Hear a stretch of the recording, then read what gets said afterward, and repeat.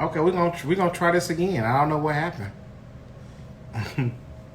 but come on back in and come play with us. I don't know what just happened, but it kind of was there, then everything just went away. But welcome back. And once he gets back in the room, we'll get back to chatting. Okay.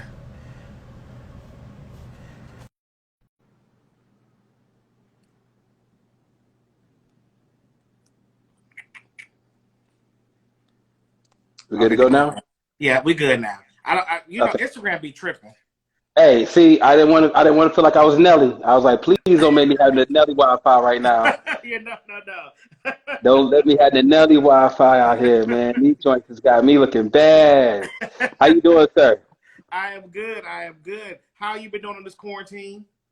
Oh man, bless. Actually, this has been a very welcome time for me, to be totally honest. I was traveling a lot prior to this, so to actually slow down, gather myself, be able to kind of, strategize a little bit better, has Mm-hmm. really been allowing me to kind of, make better decisions that are going to be very long-term beneficial versus just, short-term successes. You know what I'm saying? So that's Mm-hmm. kind of what quarantine has been for me. And I've been able to connect with the family too. So Good. See, there you go. See, that's what I try to tell y'all. We gotta make this quarantine thing a positive thing. yeah, yeah, It's not a bad thing. It gives us time to kind of regroup, rethink, and figure out something new. yeah. Especially I was telling my barbers, this is the first time that barbers and stylists have ever had an off season. You know what I'm Mm-hmm. saying? We've never had an off season in the history of hair. Like since there was something sharp to cut with, Mm-hmm. folks had a shop. You know what I'm saying? Mm-hmm. Neanderthals had a shop. So this has been the first time where you can actually see where all your the successes that you've been having that have been really really dope, or even the things that you've been like really lacking in. As far as business wise, timeliness, follow through, just a lot of different things that I've really been making some really concerted efforts to kind of like put myself in a better position. Mm-hmm.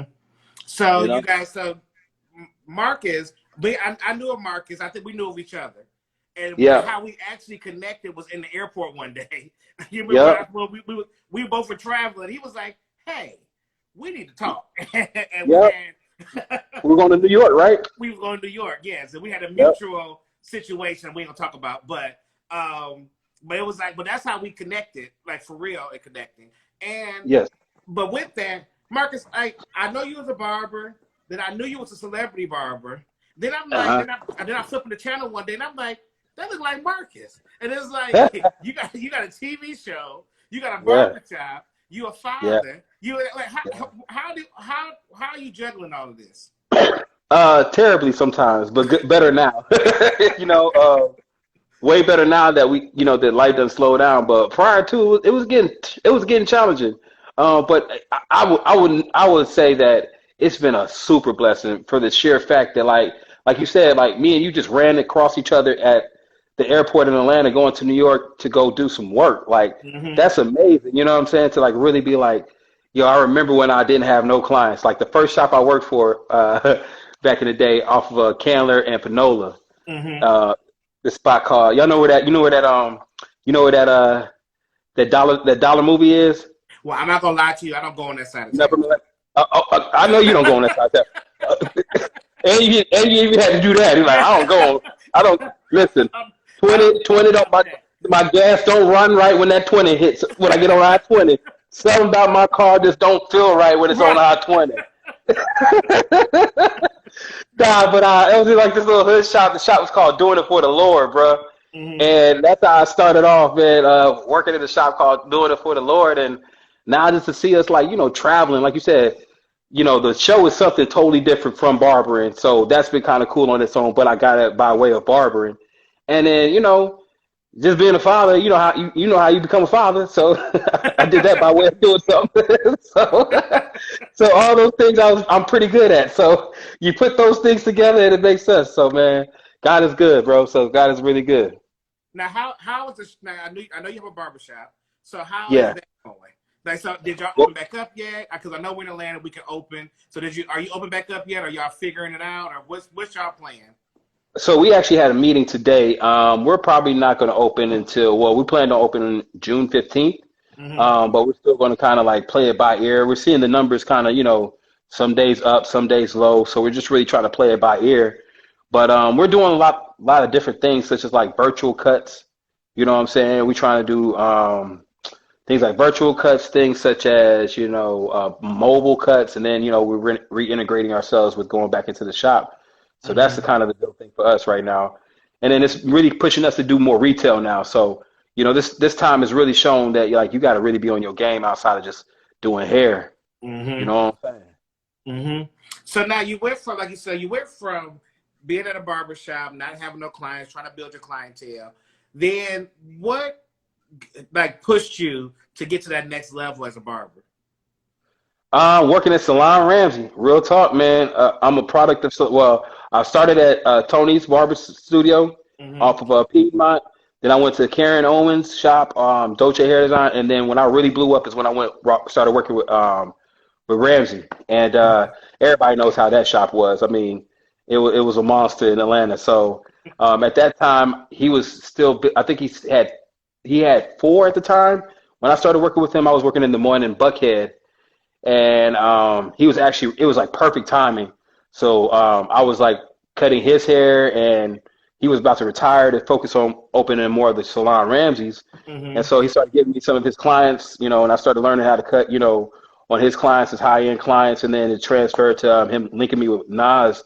And then when he linked with me with Nas, it was just a wrap from there because I was already kind of doing more than what anybody else was at that point in the shop. And sometimes in the city, to be totally honest, like I was doing the color, doing the designs back then when Mm-hmm. nobody was really jumping into it. I was doing the shampoos, the facials, like had the massager in my chair. This is all back in like, '07, like, you know what I'm saying? So like cats weren't really trying to like do all the, they were doing all the stuff, but just putting it together in a fly package was just not happening at that time like that. So, Rand really gave me a dope shot, man. And I took that joint and rocked with it. And, I rocked with Rand for about 5, 6 years. And Mm-hmm. then when he decided to move to Buckhead, I was going somewhere else.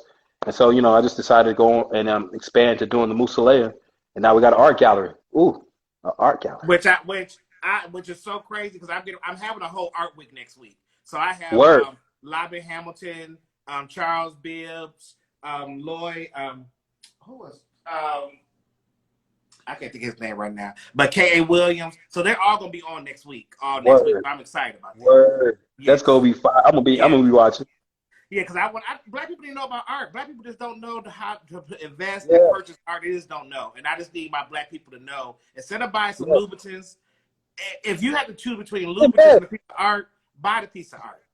Yeah, invest. You know what I'm saying? Like that's what I'm in right now. We have I'm actually sad that I didn't do this at the gallery because we were just there earlier, but I gotta go get the kids. But um, yeah, man, we at the gallery. We have 30 pieces in there right now.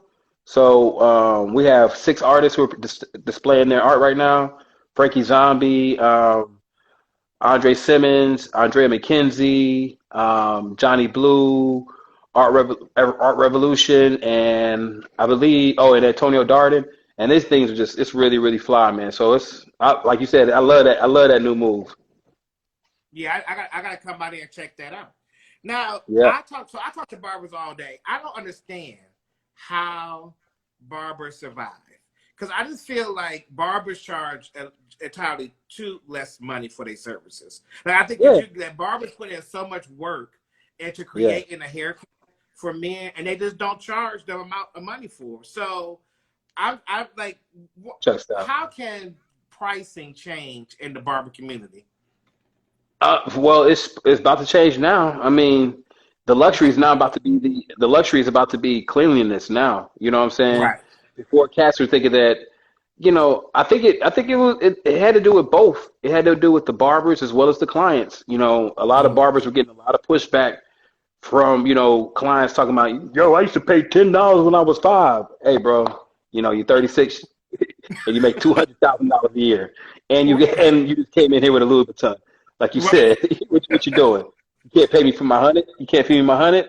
So, and that's crazy because for me, I'm probably one of the most, you know, one of the top barbers, and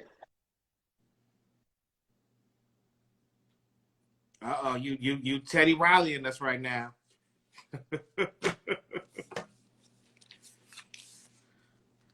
Come on back.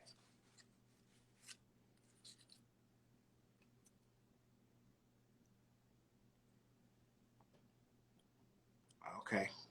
He'll be back. Let me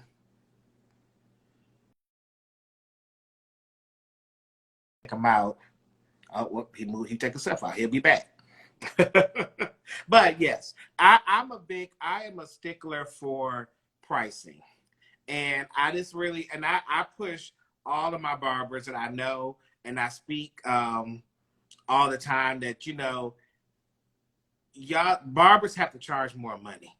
Like I just feel that barbers need to charge more money. Period.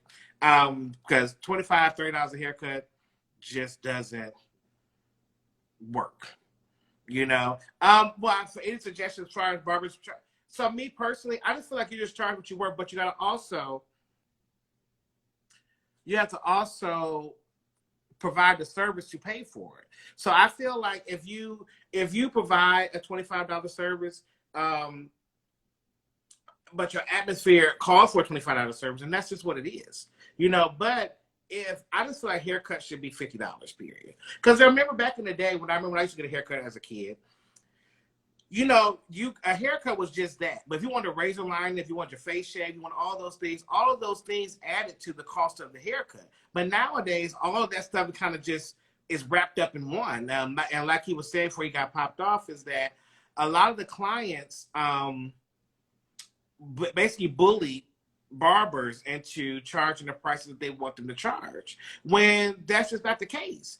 So I feel like what I teach in my classes is that if you charge $25 for a haircut, you should be able to do 3 haircuts in an hour.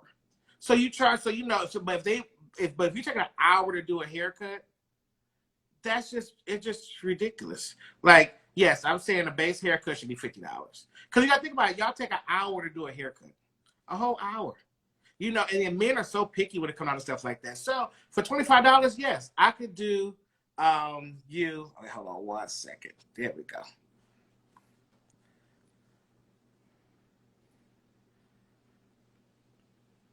Keep coming back. Oh, view. Full ad. Oh, there we go. But yes, so you charge what you deliver, basically. You Teddy Riley in us today, Marcus. No, I'm really Nelly, because y'all see it's raining like cats and dogs. It is, see, doggone, I made fun of him. I was all in them comments on Saturday, like, yeah, right. You ain't, man, now look at me. I'm like, I got 4 bars. What's happening? Oh my gosh, this is trash. This is trash, man. See, stay humble. You gotta stay humble, y'all. Let's stay humble. Let's stay humble in the kingdom. Let's be good, humble Christians, y'all. Yes, $50. $50 is a good price for everybody right now. Because now, as a result, you're gonna have to spend literally an hour and 10 minutes for each thing, because you got to disinfect all your tools. Mm-hmm. You're gonna have to you're gonna have to do a haircut around all this other stuff. It's just a lot now. So you have to pay for it. All those disinfectants, all those PPEs, all those things are going to be costing now, and it's not the same as an old school haircut, because I'm trying to keep you safe. You feel me? Mm-hmm. So do you still cut hair in the salon? Yes and no. Right now, I'm traveling, but like for me, I got pre-existing conditions right now. You know what I'm saying? I got asthma and breast, so I'm trying. You know what I'm saying? That's 2 strikes already for me.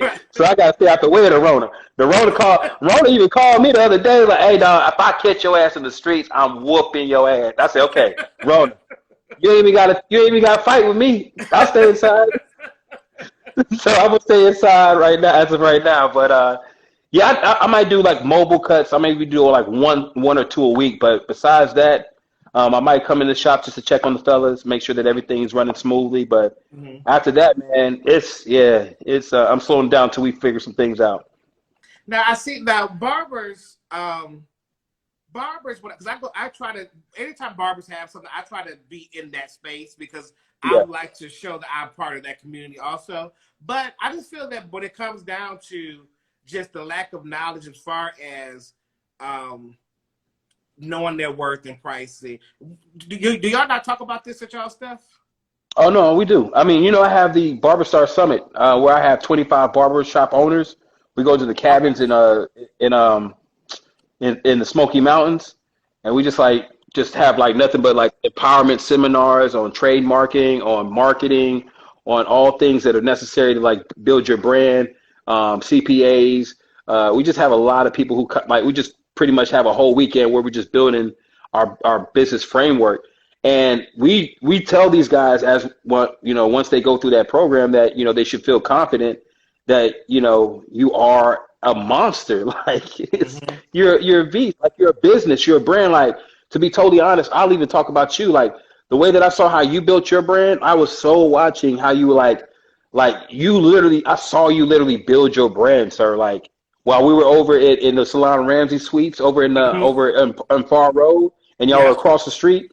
I, I was watching. I saw exactly how you were methodical and how you presented yourself the same way all the time. Matter of fact, I'm an expert, and so now I took pieces of that, put it to my game, and now tell my guys, my barber stars, how to put that joint to their game, and we just like literally, my barbers are really charging 50 to 60, but yeah, like for me, I'm seeing people asking about the mobile cuts. My Mm-hmm. mobile cuts are $300.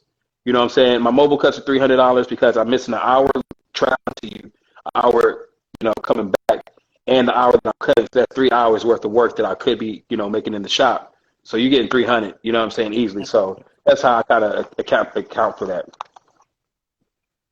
Okay. So thank you for talking about money, Marcus. Because I Yeah, just like people, that's because up. I need people to understand. Yeah, Like this yeah. is why we talk. This is why we have these conversations. And you should, and as barbers, you should be selling products. Like, I'm just gonna be honest, man. As me, I'm selling so much But product. cut your Marcus, cut your Wi-Fi off. Just use your phone. Cut the Wi-Fi off. It is off. All of it's off, Oh, your man. Wi-Fi Listen, off? listen, dog. I try to do both. I try to do both. Okay. Hey, I cut it off. I'm trying to make sure that you straight. We here. But no, but Okay. you still with Yeah, us though. You still here. So long as yeah. you're still Okay. here. Yeah. Okay. So I'm just telling. It's sell your pouring product. outside. It's pouring outside. But had I been able to, when I was at my climb, I wish I would have really focused on selling every product to my client that I was sending my client out to go get. For instance, Mm-hmm. shampoos, conditioners, beard washes, beard balms, do-rags, brushes. If I would have been selling that while I was in the shop, like you can literally get probably about a good 120 to 130 a client in 1 hour Mm-hmm. for haircuts if you're selling it on that rate. Then we Mm-hmm. started getting a little bit more sophisticated. You can start doing like memberships, offering more things. So like it's a lot of ways to get to the bread now, you know? Mm-hmm.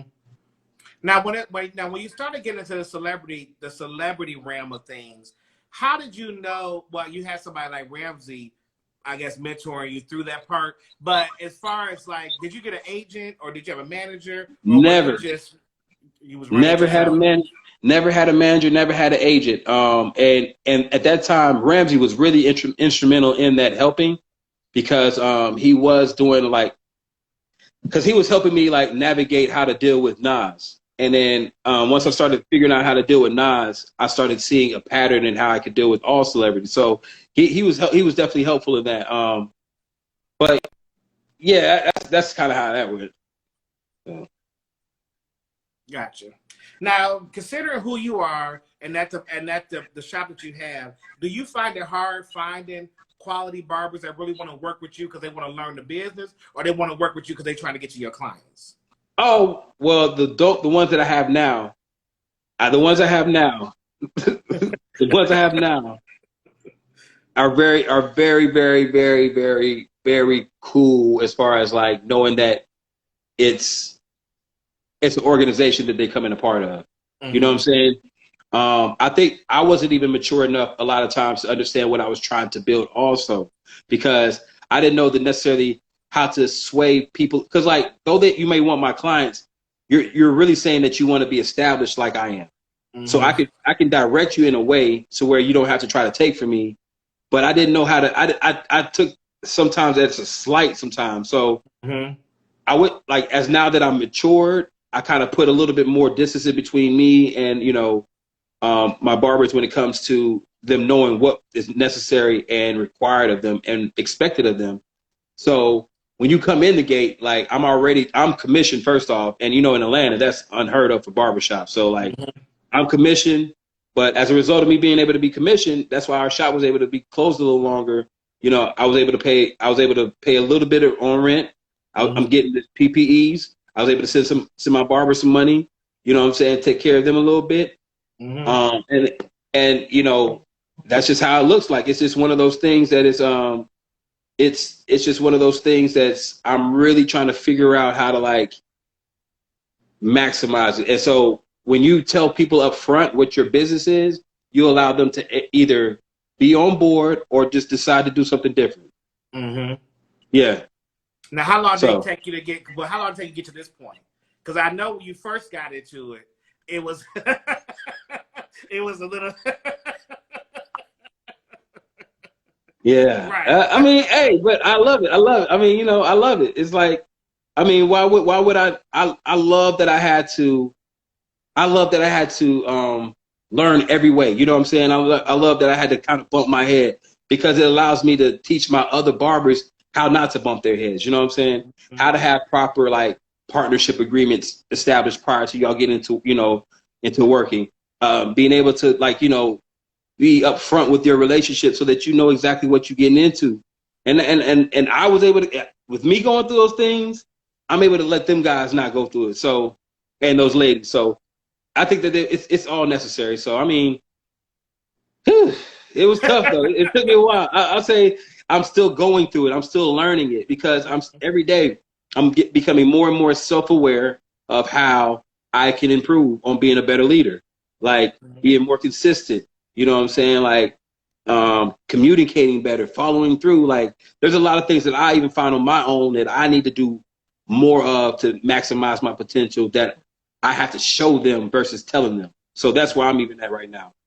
So before I even point the finger at them, I'm like, what am I doing in the gym? You know what I'm saying? Mm-hmm. I got real land right there. I hope all you salon owners are listening to this. Yes. Because this ain't easy for all y'all that want to rush out and just get y'all salon and run and have a staff. And if you want to do it correctly.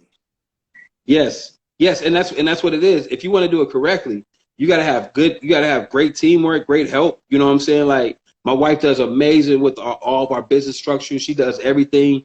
I do all the barber side. I'll do all the business transactions as far as relationships and all those things. And we just do it as like a dope team. And then now we're integrating other people into our structure so that they can be able to be more confident. Like I told them today, we had a meeting today. I was like, hey, bro, like if in 2 years, if y'all don't leave here, y'all going to have 3 options leaving here in 2 years. Do I want to open another brand and have the Mussolera support me? Or do I just want to do my own thing and try my best? Because I'm going to be there to support you regardless. You understand what I'm saying? So like my way of business is now like the more you're interactive and the more you're involved with your guys, I feel like the better you're blessed. Like I don't need to have like a whole bunch of I don't need to have a whole bunch of just something small. I like to have a little bit small, a whole bunch of stuff. Mm-hmm. So your whole goal for your clients, I mean for your barbers, is not for them to stay with you for 10 or 20 years. You want them to grow and become better barbers and create their own businesses. Yes, very. I only want my barbers to be there I want my barbers to be with me for 2 years, to be totally honest, unless you really just like me. If you really like me, it's just totally different. You know what I'm saying? But I want you to fly because I don't want any resentment built up. I don't want any, you feel like you could have done something. If you want to stay, it's totally fine. but I want you to be able to like really see how it feels to lead also. Because sometimes, typically when you're a leader, you know, your message sometimes gets stale amongst your people. You feel me? Mm-hmm. So like you want sometimes them to hear what them to feel the same thing that you were going through and trying to learn through and stuff like that. So, Mm-hmm. man, listen, guys, I'm trying. It's not me. It's the No, it's okay. Listen, you ain't went away yet. You still with us. What? So, I spoke too soon. You must be out in the sticks somewhere. Okay.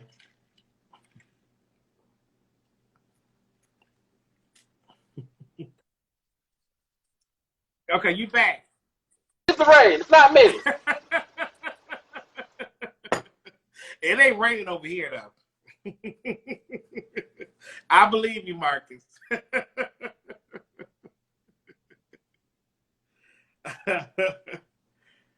Oh, but as y'all been here, he's giving everybody good advice and good knowledge about what it is about being a salon owner. Yeah, girl, I'm just rolling with it, honey. This is as long as when he come back. Is it hard to start your own? So he'll be back. He went away. Let's say so who just asked? So K2Y, is it hard to start your own salon? No, it's not hard to start your own salon. I mean, anybody can start a salon. It's hard to keep a salon. It's hard to staff a salon. It's hard to maintain people in the salon. Yes, those things are hard to do, but you can start one all day long.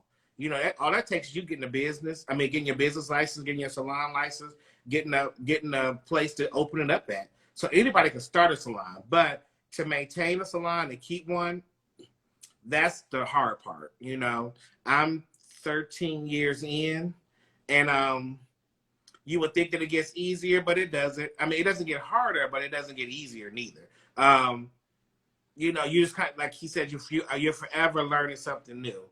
Is my salon commissioner? I'm booth rental because I move around a lot. I don't have time to be on that commission stuff because with commission-based salons, you got to hire a whole new people. It's a lot of stuff that goes along with commission.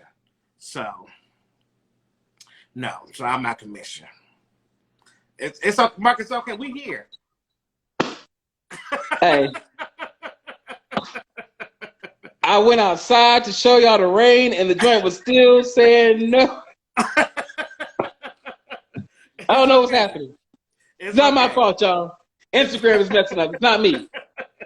So dang. But so talk to you though, where the TV show come from, Marcus? So Ghost Brothers. Yeah, so Ghost Brothers. Is that something you were interested in? Heck no. Heck no. Definitely was not.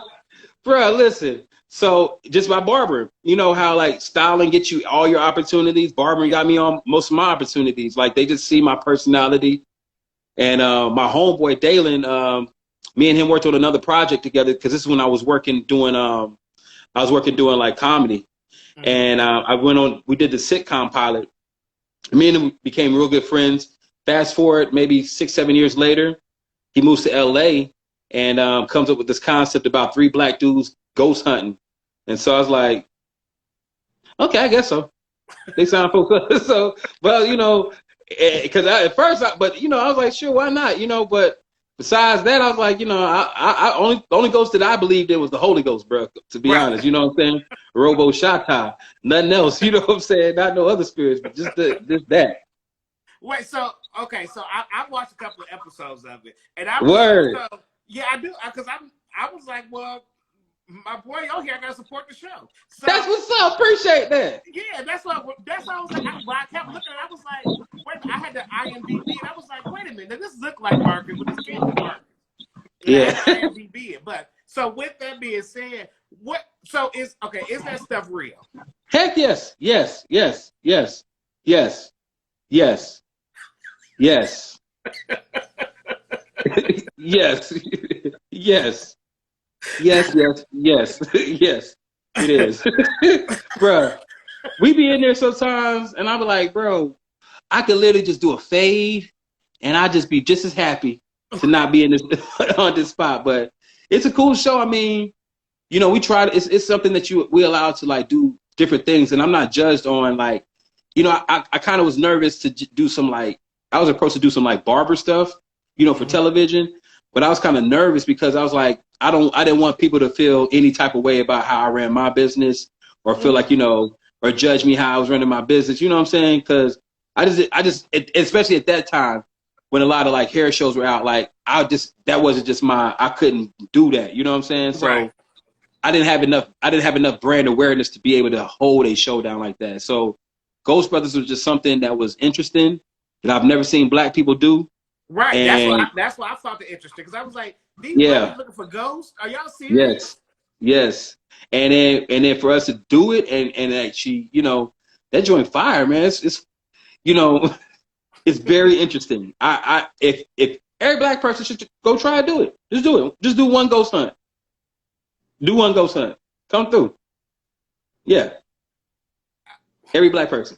I'm telling you. There, I'm telling you. Come on. So okay, Get out there with your pumps on.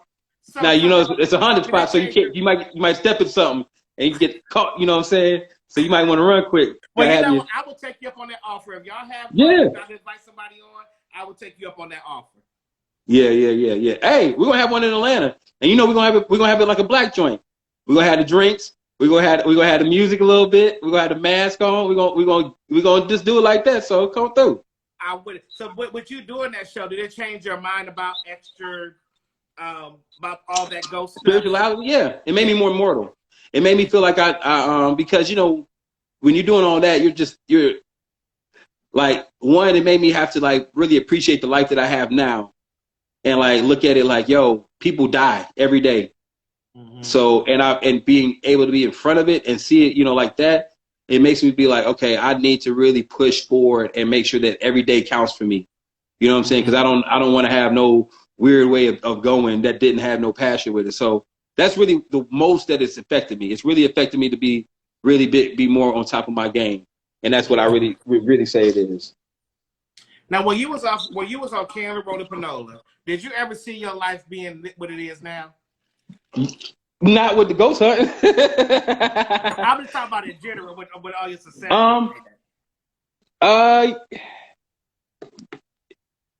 I always spoke that I was going to be successful.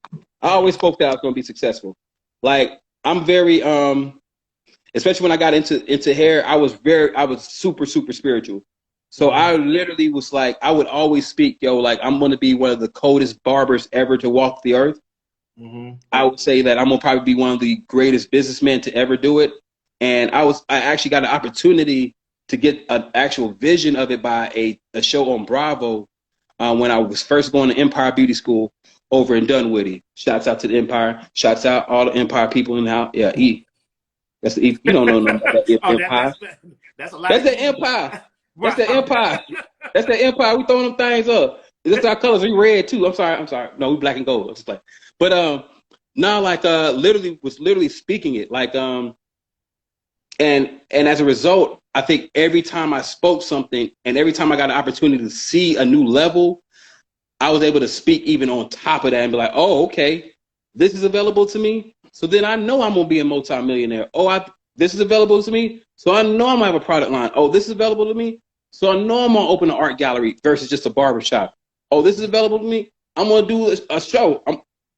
When I started seeing things become available, I was like, after me speaking stuff that I couldn't see before, and now I'm able to see stuff. Come on, it's even easier now. I'm seeing stuff now. You can see it now. Now, speaking it, seeing that it's available, because a lot of people speak it, they see it's available, but then they miss the opportunity of grabbing hold to it. Like, so what kept you on your path to say, you know, oh, it's available, I can get this, I'm getting it. If I'm available, I'm gonna get this, So what kept you on that path to just to act on it when it was available?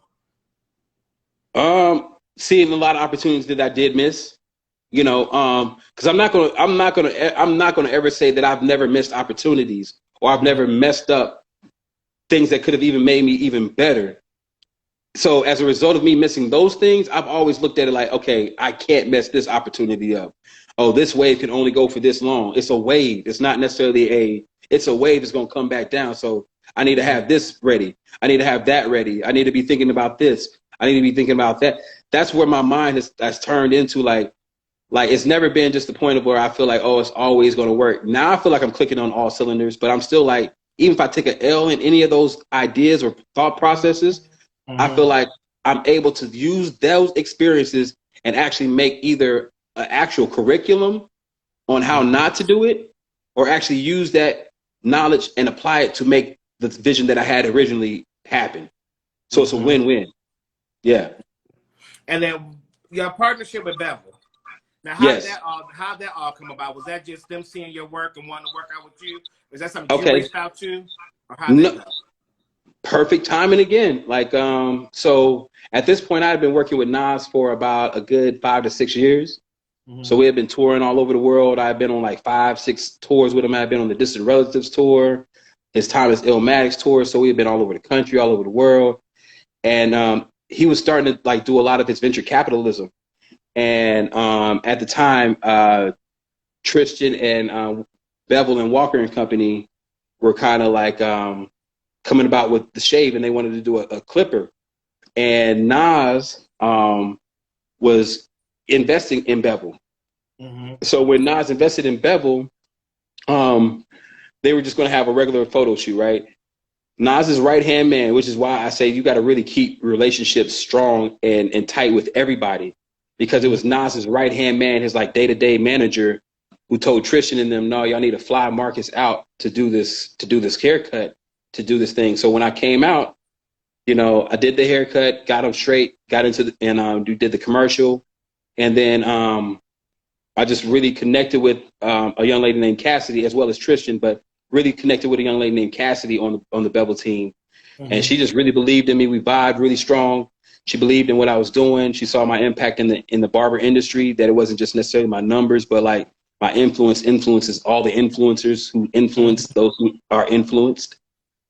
Bars. Oh, I like that one. I like that. I like that. I came up with that one. You know what I'm saying? So they saw that there was a little bit deeper than that. So Cassidy fought for me to become a part of Bevel as her last act working with Bevel after she transitioned to Airbnb to be like a senior diversity VP of something. She's an amazing woman. So from there, it just kind of worked, because as they were learning and growing, my brand was growing and expanding. You know, I was getting Grant Hill, I was getting Chris Webber, I was on NBA TV, I was doing the TV show. So as you know, when they didn't have any content, I was able to, you know, be popping. So it just kind of worked hand in hand. And so, you know, now that they're kind of getting supported, it's a lot of availability for me to kind of get exposed a little bit more. So, and now, you know, we've had these interviews, and they've been going pretty good, you know, on IG. So we had Mac Wiles last week, so that was kind of cool. Who I love. I had Mac too, who I love, and he tells great stories too. Yeah.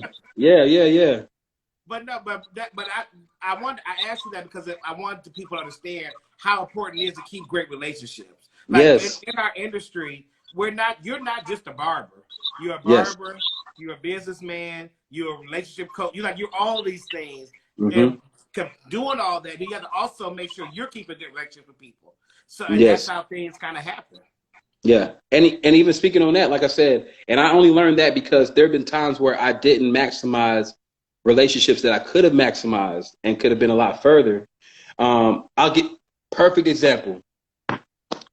God rested dead. My OG, Charles Gregory. Yes. We all know him. Rest in peace, Charles Gregory. The first show that I worked on as being like the head barber was Survivor's Remorse. So at this point, I was a request, right? I was a straight up request. So I was able to like be, you know, 8 and skate, you know what I'm saying? Cut and bounce. So, you know what I'm saying? But I was lacing these boys. I'm talking about, I was putting, these haircuts were looking like, I'll be looking at the cut. I'm like, oh, let me get on out that thing, boy. I don't even need to touch that thing. Don't even touch that. Don't you touch that thing. Don't you put no hair on nothing. Don't even tear that shirt in. Last looks. It's last looks now. Last looks is now, boy. So, you know what I'm saying? So, but he actually slowed me down one day and was like, Marcus, it's not that we're not excited about what you got going on. It's just how you going about doing it.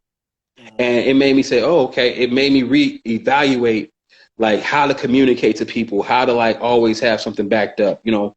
And in turn, it allowed me to put on people like Hawk to go work on survivor's remorse, to be able to do things like that. And so I was able to build a better relationship with Charles as a result of listening to an OG tell me something that I needed to hear. You know what I'm saying? And that's what I'm looking forward to now. I think that as a result of everybody being inside, like people have been able to kind of clear their mind of a lot of junk. You know what I'm saying? Hopefully, people have been able to clear their mind of a lot of junk. Well, and You know what I'm I see saying? if people don't come out of this situation better, you just Yeah, that's, yeah, if yeah, they don't if people don't come out of this situation better, you just doomed to be fucked up. Like you just yeah. fucked up in the game. Period. Like, yeah, like, and that's what I'm saying. Like, there's so many. Like, I see so many dope people on our page right now. On the page right now, like, all these people are amazing, and I've seen a lot of their pages like actually start glowing up. Like, this is the perfect time to rebrand yourself, become an expert at what you really want to do. Really want to do with your brand, how to specialize that joint. Like, there.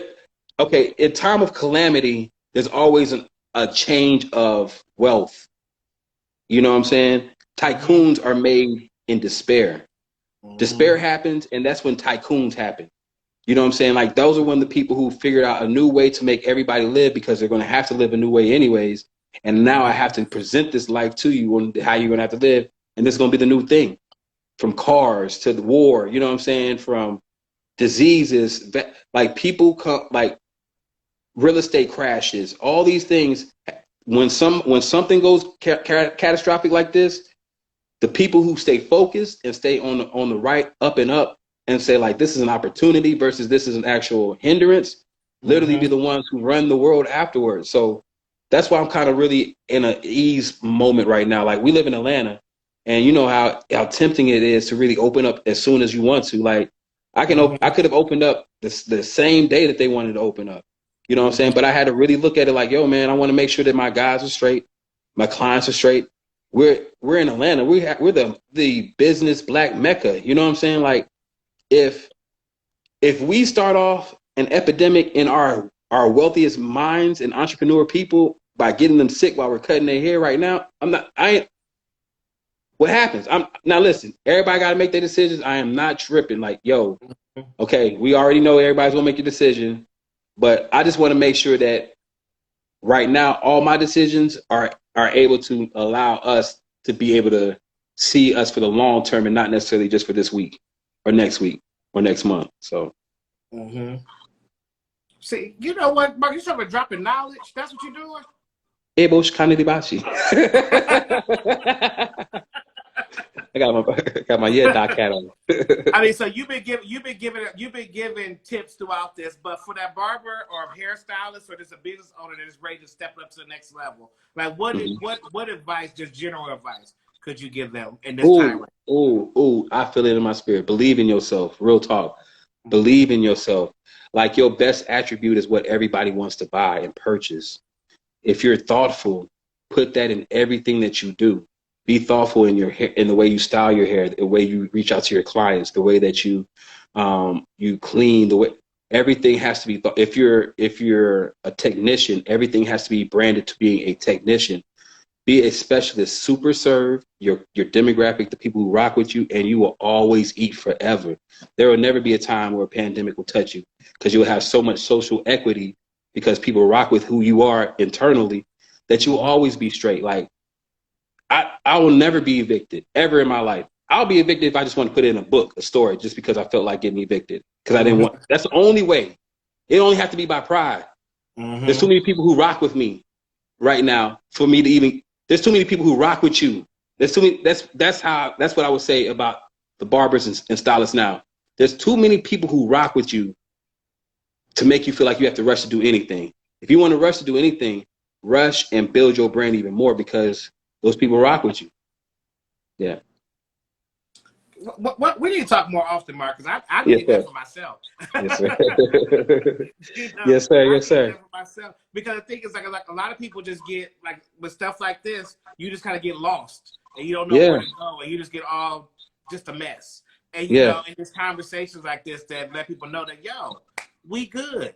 Yeah. Chill out. We good. Now, I've We got one straight. more question for you because what you were talking Yes. about, I meant to ask you is that so as Black people, especially Mm-hmm. Black people that's strong in business, you know, we don't know how to ask for help.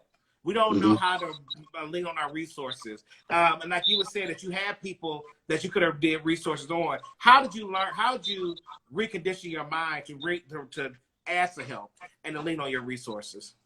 All right. See, it's because you asking these questions. That's what it is. I'm a 'Cause good I never heard answer. that. I see you got a few. Lift your hands. Lift your hands. Okay, listen. But no, for real though, no. I would say that I believe in it because I know I'm worth it. I know I'm worth the help, right? Mm-hmm. So no matter what you invest in me, you're going to get it exponentially back, regardless if it's just because it comes from me or because of who I represent and who represents me, right? Mm-hmm. Because like I feel like my energy is my best asset. Like one thing that everybody knows, like I can be mad, I can be a firecracker, but you're gonna leave with a good feeling with me, right? So Mm-hmm. like if I don't feel like I feel like I've given myself, which is my best asset all the time, that I don't care to ask you about no dumb dollars. Mm-hmm. It's just dollars. It's currency. Mm-hmm.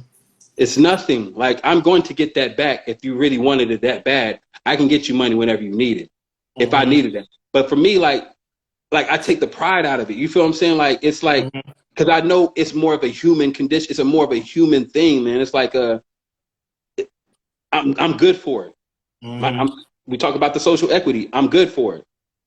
And you have not because you ask not. Sometimes people have extra to give because you've given them so many great things. So why not ask? Mm-hmm. Instead of being the bitter person, be like, nobody ever helped me. The government ain't helping me. We don't. I have my own government. My success cluster is my government. If you get my drift, Mm-hmm. like I have a lot of friends who are successful in other industries, and those are the ones who are my government. Like they're the ones who are going to support me. So that's how I Mm-hmm. look at it. Yeah. Marcus, I'm glad it stopped raining because we was able to get the See, rest of this night. see, I told y'all it wasn't me. It Nelly, my bad, Nelly, my bad. I was all in them comments You know too. what? That's what Oh, it I was was. talking That's so why much ish. you was wearing Nelly out, and look what happened to you. Oh, oh my gosh. I would have you would have saw me talking about get your eagle on. And if it all pixelated like that. Do y'all see me? Do y'all do y'all see me? Y'all just come back and like y'all just had me right there. I don't know what it is, y'all. My Wi-Fi is connected. Get off the Wi-Fi. See, it was that. See, we knew we needed to hear that last good old message. That last good 20 minutes you gave us, they know we need to hear Yeah. that. So they gave it Yeah. to us, Yes, Lord. disruption free. Yes, But Lord. thank you so much. When this is over with, we do got to get together because I need this energy. Yes, And sir. I appreciate you taking time out to talk to me. Bless you, King. Thank you so very Bless much. you. Everybody, Thank you. bless y'all. Out. I'm out. Oh, once again, another great interview, another great person giving us great information about just being successful and just growing and just being better in our business. And, you know, I appreciate that. Tomorrow, I have I'm Nails, Nita Howard tomorrow, from talking to me about the nail industry and how she get her grow up and what she got working on, all that good stuff. So I will see you guys tomorrow. Hey, Chosen. I will see you guys tomorrow at 5 o'clock. Talk to you later.